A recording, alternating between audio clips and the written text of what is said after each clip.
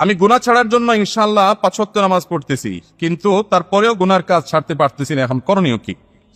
গুনার কাজ ছাড়তে পারছেন না, 5 ওয়াক্ত নামাজ পড়ছেন, মাশাআল্লাহ। ইন্নাস সালাতা তানহা আনিল ফাহশাই ওয়াল মুনকার। নামাজটাকে একটু সুন্দর করে পড়েন ভাই। কিরকম সুন্দর করে পড়েন?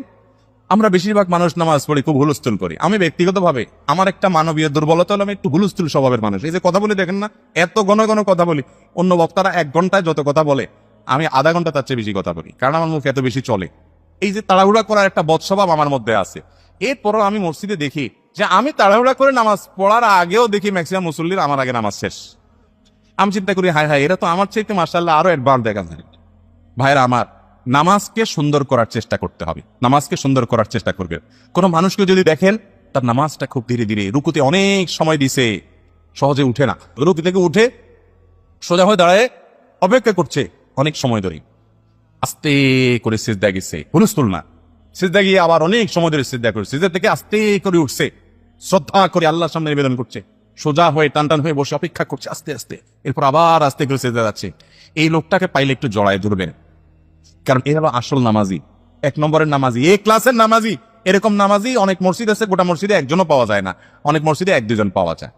আমি ব্যক্তিগতভাবে এরকম কিছু মানুষকে চিনি, আমার বন্ধু বান্ধবের মধ্যে, যে বলছে জেনারেল লাইনের অনেক মানুষ আছে, এরকম অনেক মানুষ আছে আমার কাছে। নাম বললাম না, নাম বললে আপনারা সবাই চিনবেন, সারা দেশে মানুষ চিনবে, সারা দেশে মানুষ চিনবে, কিন্তু নাম বললাম না। এরকম ভাইয়ের আমার আছে, জেনারেল শিক্ষিত মানুষ, ব্যবসায়ী মানুষ, মাদ্রাসার বানান দেওয়া যায় না, কলেজ ইউনিভার্সিটিতে পড়ছে। আমি নামাজের দিকে তাকাই দিকে, আরে আমিও তো এত সুন্দর করে নামাজ পড়ি না। আমি অনুপ্রাণিত হই যে মাশাআল্লাহ, তাহলে আরো সুন্দর করে আরো আস্তে আস্তে নামাজ পড়বো। যে তার 2 রাকাত নামাজে 10 মিনিট টাইম লাগা, দুনিয়ার মিটিং সিটিং ব্যবসা বাণিজ্য সব বললে যাক, নামাজে কোনো ছাড় নেই, কোনো তাড়াহুড়া নেই, কোনো হুলস্থুল নেই। তো আপনি যে গুনাহ থেকে বাঁচতে পারছেন না, নামাজটাকে এইভাবে পড়েন, ইনশাআল্লাহ দেখবেন অপরাধ এবং পাপের প্রবণতা থেকে আল্লাহ তাআলা আপনাকে বাঁচাবেন। নাম্বার 2, প্রেসক্রিপশনের দ্বিতীয় আইটেম হলো আপনি গুনাহের পরিবেশ থেকে সরে আসবে। আমাদের অনেক ভাইয়েরা গুনাহ ছাড়তে চান, কিন্তু গুনাহের পরিবেশ ছাড়তে রাজি না।